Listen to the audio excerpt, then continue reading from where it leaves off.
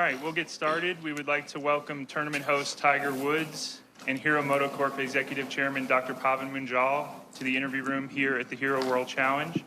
Dr. Munjal, welcome back. I'll start with you. I hear you have an announcement to share with us this morning. Well, thank you, Ryan. Not just one announcement, but I do have more than one announcement. Good morning to all of you, ladies and gentlemen. Welcome back to Albany. Welcome back to the Bahamas for the Hero World Challenge 2023.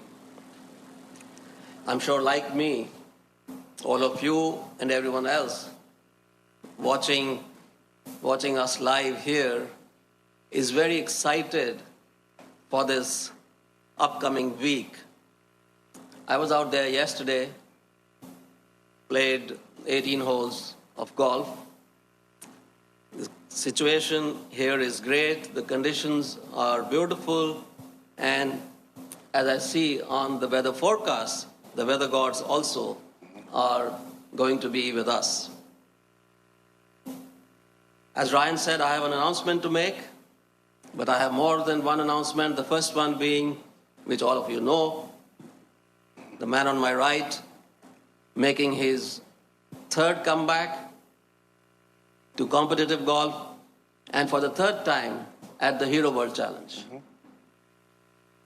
So thank you for that, Tiger.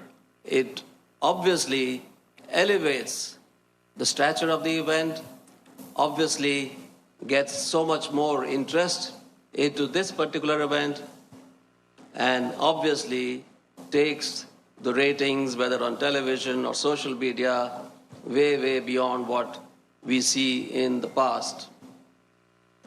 The second important announcement is I'm happy to announce that the prize purse for the Hero World Challenge in 2023 is being increased to 4.5 million, which in 2025 will go up to 5 million.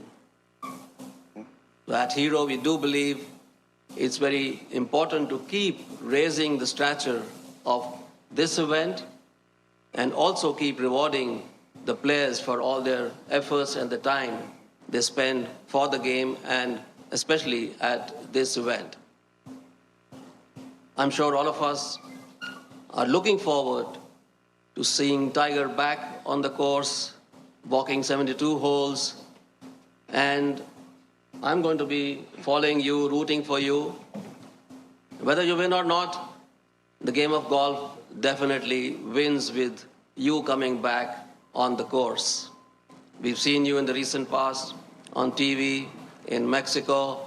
We've seen you with your son, Charlie, and once again, we'll be seeing you at the PNC Father and Son. So all of us are very excited with you coming back. The stage is set for the Hero World Challenge 23. So I'm handing over back to Ryan. Thank you, Dr. Munjal. And Tiger, the announcement about the prize purse, what does that mean for the tournament?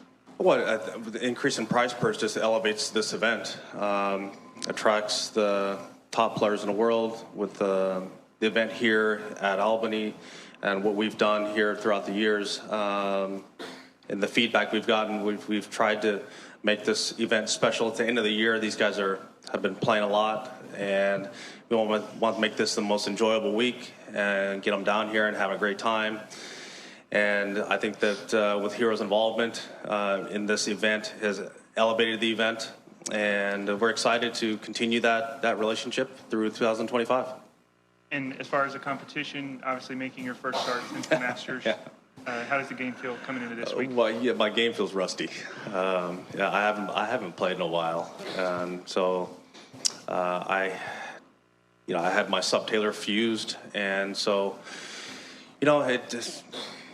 I'm excited to compete and play, and I'm just as curious as all of you are to see what happens, because I haven't done it in a while. And I can tell you this, that I don't have any of the pain that I had at Augusta or pre that in my ankle.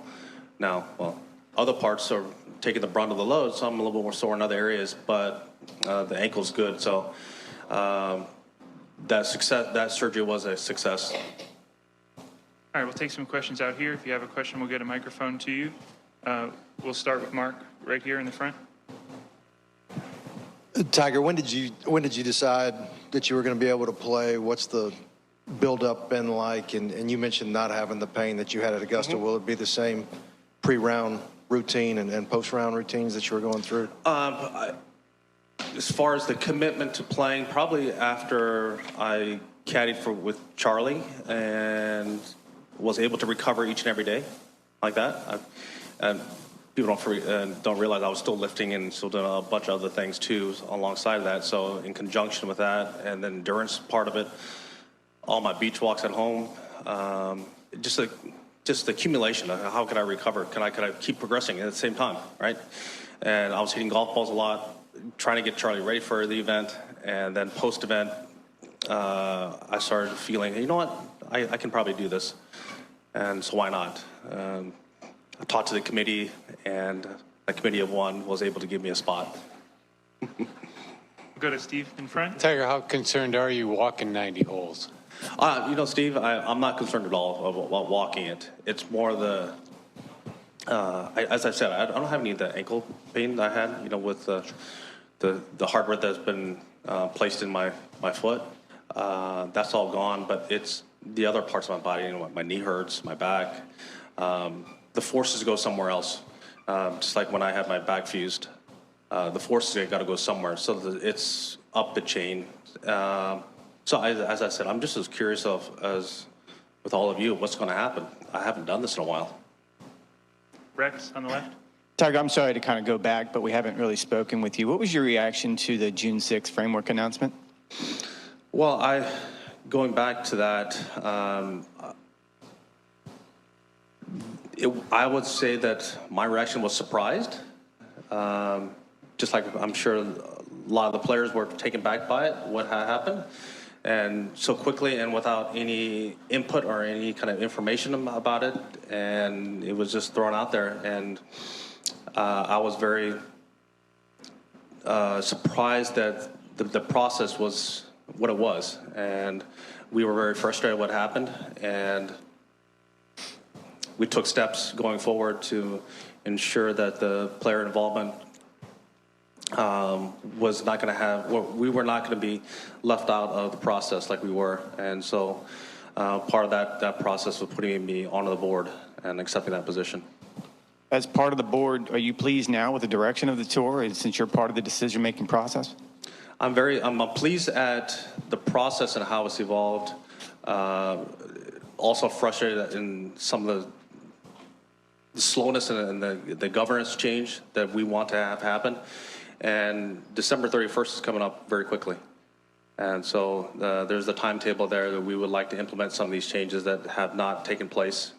The guys, all the player directors have spent so many hours and have worked tireless hours to make sure that we have the best deal for all the players that are involved and all the entire PGA Tour. Bob? Tiger, if I could just go back to your own health real quick. Obviously, that surgery, quality of life issues is probably much better now, Yes. but I'm just curious will that surgery help your golf in the long run, or does it present more challenges even, given what you had done? I would say that the procedures I've had done, post the last couple of years, I've had a number of them, and at some point in time, I was going to have to get my ankle replaced or fused, and that timetable was sped up. They weren't expecting me to put as many forces into that ankle as when I hit drivers, and so I think the doctors were surprised by that, and the ankle just went and was bone on bone, and that's why you saw me, in limping and not feeling very good. And the only way to fix that was either to get it replaced or fused, and we chose the fusion, the subtalar fusion, and put hardware in there. And hey, the process, the next part's the hard part. It's the 6 months of doing nothing. That's the hard part. And then the first couple of months were really rough, but unfortunately I've had the experience. I've gone through it before, and I'm here on the good side now. Go to Todd. Hey, Tiger. You mentioned that the deadline is coming up. From your perspective, how optimistic do you feel like this agreement could come together before the deadline? Well, I think all the parties are talking, and we're aggressively working on trying to get a deal done, and we're all trying to make sure that the process is better too as well. And so the implementation of governance is one of the main topics, as long as getting the deal done, but make sure that's done the right way. Go to Ewan and then Swami. Tiger, does this deal need to happen in your mind, or does the deal have to happen, or would an alternative, a plan B, a different deal, make sense as well? We have multiple options, but still, we would like to have a deal done December 31st. I mean, that's what the agreement said, this summer, and all parties understand that. But there are other options out there. And you touched on governance changes. Could you give a sample of what you think has to change? Yeah, well, as long as a player has input and we're able to make faster decisions, and the board recognizes that, and I think that is one of the key things that all the player directors have really focused on. And I think that the entire board has been very acceptant of that, and we would just like to make the process faster. Swami? One question for Dr. Munjal and one for Tiger. Dr. Munjal, do you often get time to discuss what's happening in global golf with Tiger, and what is the rationale or your dream about enhancing the prize purse from $3.5 million down to $5 million within the next 2 years? We just set up time to discuss global golf as we walked in here. Enhancing the prize purse, as I said, we have to keep up with times. Things are changing, things are moving forward, moving up in global golf in terms of the size of the events, the prize purses, and the importance of the events. Clearly, it was important for us also to elevate the Hero World Challenge into the same stratosphere. And as I said, also rewarding the player, inviting the players to come in here. As Tiger said, it's end of the year. They've been playing all through the year, and we do want the best to come in here, which is what we are seeing now. Tiger, Yeah. painless, that word sounds so good, I mean, it's finally back in your lexicon. You're feeling no pain. You're painless now. The prospect of playing 90 holes. Time and again, you actually come back home. The Hero World Challenge is your own tournament, benefits your foundation. What is it about this tournament that you choose this as your comeback platform so often? Well, I think the timing of the event, with the injuries that I've had, and I think just the way the event has been with a smaller field size, and the fact that it's at the end of the year, which sets me up for expectations going into the following year. So it's a nice landing spot, and also a great springboard into the following year. And my foundation benefits from it. So there's so many positives that come about because of my ability to be able to play in the event. And so I've found this as a nice little spot to kind of turn the page and move on to the next chapter or the next year. And hopefully this will be a positive step into next year. We'll go to Dylan, Paul, and then Brody. So, no idea the mic. Sorry. Where are we at? We're going to Dylan Okay. on the aisle right here. Yeah. Tiger, do you have a sense of what the professional golf landscape will look like in a year or 2 years, or does it feel as murky to you on the inside of the process as it does to us on the outside? To answer that question, I would say that the answer is murky. I would have to say that there's quite a bit of options out there. There's a lot of moving parts and how we could play, whether it's here on the PGA Tour or emerging or it's team golf. There's a lot of different aspects that are being thrown out there all at once, and we're trying to figure all that out and what is the best solution for all parties and best solution for all the players that are involved. Paul? Tiger, with Joey caddying full-time for Patrick now, who do you plan to have caddying this week and moving forward for you? Well, I got robbed this week. He's seen me hit a few shots. As far as next year, I don't know yet. I don't think Charlie's going to be able to caddy. Can't play hooky that often, so I don't know. Honestly, I really don't know. I was just looking forward to this week and see how things turned out. I'm curious to see what 72 holes looks like on the body and my game, and then try and set a schedule going forward into next year. And then just on the TGL, obviously it gets pushed back a year. You're obviously a big part of that.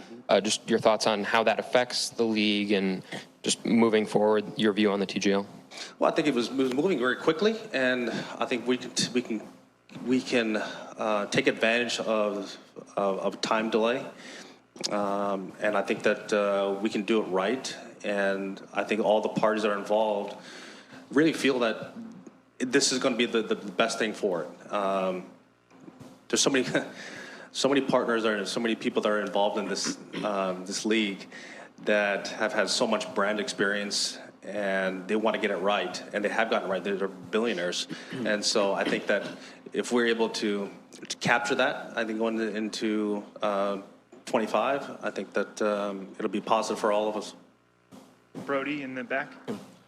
Whether it be, sharing knowledge with younger players about Augusta or TGL or now taking the tour board, how much have you kind of mentally taken on like that role of being a senior presence in the game of golf right now? Well, don't say senior. I'm not there yet. Fair. Yeah. Okay, hold on. I got a couple more years. But honestly, that part of the transition is I think it's a natural progression that golfers have. When you come out in your 20s, you're young and you're impressionable and you ask questions, and then as you get a little bit older, you have your little run, and then towards the end, you want to pass on all that knowledge to others. That's how the game of golf has grown. That's what we have all learned from. And I didn't discover any of this stuff. This is all stuff I've asked players throughout the years, and I've gotten so much of my direction from asking questions. And I've had some of the best players of all time. Unfortunately, a lot of them aren't here, but just to be able to pick their brains, I think that's what the game of golf is all about. Do you enjoy the part of being on the board and in those kind of meetings? Well, I enjoy the fact that I'm able to make an impact differently than just hitting a golf ball. I made an impact on the PGA Tour for a number of years, hitting a golf ball and doing that. I can have a lasting impact by doing what I'm doing, by being on the board and being a part of the future of the PGA Tour. Dave in the second row. Tiger, hello. How are you? You've made a couple of mentions of potentially looking ahead to next year. In a best case scenario, what would a schedule for you look like next year? I think that best scenario would be maybe a tournament a month. I think that's realistic. Whether, that's, you would have to start with maybe like a Genesis and then something in March, maybe the players. And again, we have set up right now on the calendar, the biggest events are one per month. So it sets itself up for that. Now, I need to get myself ready for all of that. And I think this week is the big step in that direction. I'm going to take you I'm going to take you way back. It'll be 25 years ago, 99 season, when you really kind of took off. Won your second major at the PGA, and then off you went. 3 out of 4 majors in 2000, et cetera. Just wonder your thoughts looking back on that. I mean, does it feel like 25 years? And it's just the whole. My body will tell you it feels a lot longer than 25 years.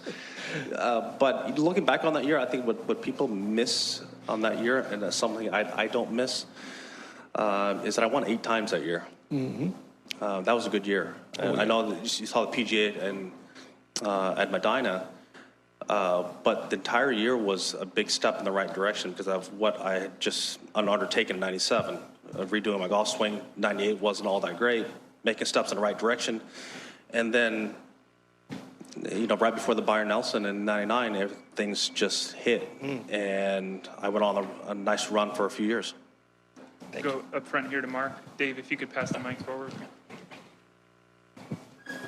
Tiger, Jay Monahan's taken a lot of heat since June 6th. What's your assessment of the job he's done since then? And secondly, you mentioned the team golf aspect of it. What is your opinion on team golf's place in the future ecosystem?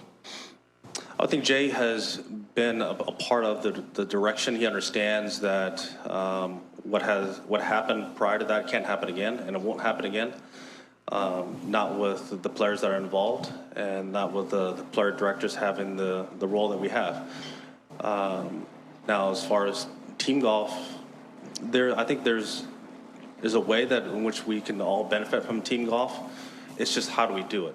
And we're trying to figure out that process now. And we have been. We've been doing it for months, trying to figure out how that all works. What does that landscape even look like? And where do we play? And what impact does it have on our PGA Tour schedule? And I think that's something that we have focused on, and we don't take lightly. We'll go to Rex and then Todd on the left. Tiger, as far as the landscape goes, is there a path back to the PGA Tour for the players who join LIV? And if so, what would that look like? As far as a pathway, we're still working on that. That's part of the deal we're working through, is trying to find a path, whatever that looks like. There's so many different scenarios. That's why I said there's a lot of sleepless hours trying to figure that out, and there's a lot of participation of the players, and then what does that look like? Todd? Tiger, what are the emotions that drove you to be on the policy board? Well, I think the overall emotion is, I think what I answered with Rex earlier, is that we can't let that happen again. And how do we do that? Well, is having 6 player directors. And so we control the board, and we control what we're going to do. We're not going to have what transpired in a few months without our involvement again. Yes. Bob? Tiger, the new company, I guess PGA Tour Enterprises, what's being discussed is significant sums of investment, no matter where it's coming from, whether it's PIF or private equity, what have you. Do you have an opinion on what you would like to see that become? Like, what would they be investing in that would obviously have to be pretty big to get the kind of return that we're talking about? Yeah, everyone involved wants a return, and that's just part of doing deals. But we have to protect the integrity of our tour, and what that looks like, and what that stands for going forward. And that is trying to figure all that out, and the past few months has been a very difficult task. But yes, there are a lot of different options, a lot of different a lot of different parts that are moving, trying to get a deal done, whether it's from all different types of money, what that looks like. But we have to protect what the tour is and the integrity of that and the players. Were you at all disappointed that Roy decided to move off the board? I'm sure you understand why, but... I totally understand why Rory made that decision. We put a lot of effort and time into the Delaware meeting and getting everyone aligned for that. And going from there, and the next couple of years of just the involvement or the conflict within golf, and then his participation at the highest level. He was in contention on almost every tournament he played in, and he was the spokesman at the same time. So that was very difficult on him personally, and I totally understand it. Steve and then Paul. Is there a part of your game that you're more curious about, and how much golf have you played coming into there? Well, I've played a lot of holes, but I haven't haven't used a pencil on a scorecard. Okay, so now you put a pencil to paper and it really counts. It's a little bit different story, and so I'm very curious about that as well. Paul, second row. Obviously, getting that ankle surgery was a quality of life thing for you, but what motivated the golf side to continue and push yourself to continue to play? I love competing. I love playing. I miss being out here with the guys. I miss the camaraderie and the fraternity like atmosphere out here, and the overall banter. But what drives me is I love to compete. There will come a point in time, I haven't come around to it fully yet, that I won't be able to win again. When that day comes, and I'll walk. But now I can walk. I won't say run away, but I'm gonna walk away. So you being here assumes you think you can still win out here? Absolutely. We're going to go to Martin on the right over here. Tiger, you've obviously got a lot on your plate with other matters at the moment, but the Ryder Cup, your name's obviously been mentioned as a possible captain for 2025. What are your thoughts on that at the moment? Right now, there's too much at stake with our tour to think about a Ryder Cup right now. We have to get this done, and we have to be focused on this for right now. The Ryder Cup can take a beat. The players and everyone involved understand that this is an issue we need to focus on. There was some noise about Patrick Cantlay and the hat issue in Rome. What were your thoughts as a youngster in terms of being paid for the Ryder Cup, and have your thoughts ever changed in that respect?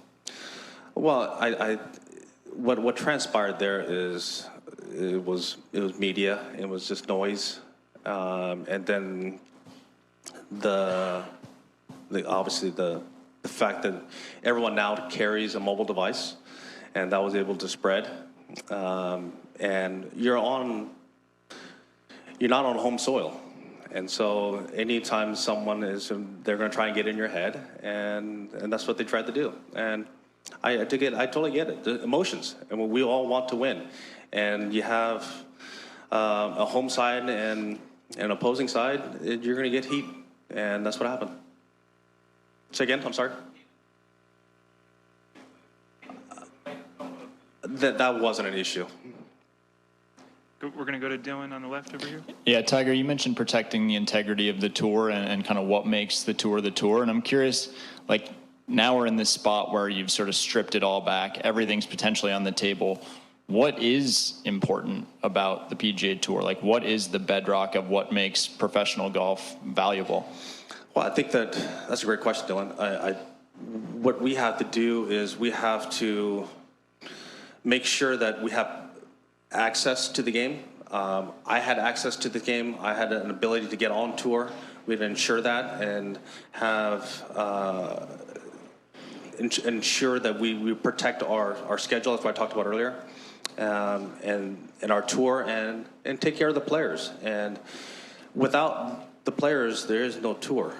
And so how do we take care of them in a better way, not just financially, obviously everyone wants to get paid, but also how do we have the best competitive atmosphere and competitive events from week to week to week, and what does that look like, and what does it look like for the players to have to be involved in that, and what do they have to give up to have that, and what are, like Bob was mentioning earlier, what investors are looking for to invest in our tour.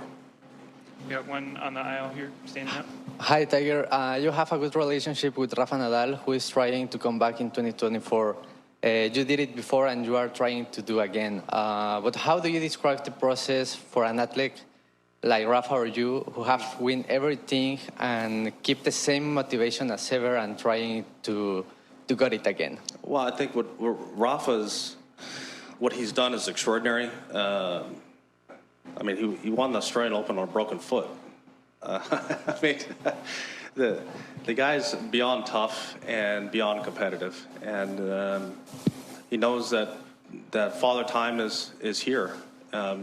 Every athlete faces it, and although some sports it happens faster than others, and unfortunately, just like every sport, you get aged out, and I don't want to see him go. I never want to see Fed go, but that's just what happens. I just think we should all enjoy watching him compete and watch him play and what he's meant to the game. And when it was meant to all of us, just to see the passion and how he plays and why he plays. Got time for a couple more, Dave? Yeah, just curious.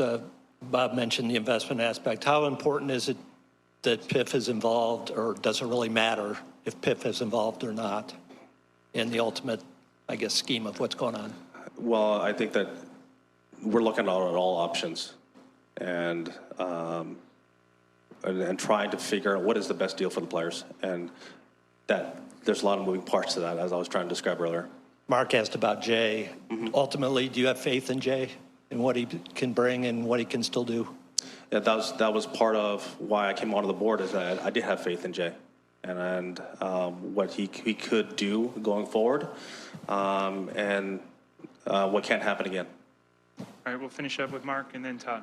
Tiger, are you confident a deal gets done with somebody or some entities by December 31st? I am confident that a deal will get done in some way, whether that comes December 31st or is pushed back.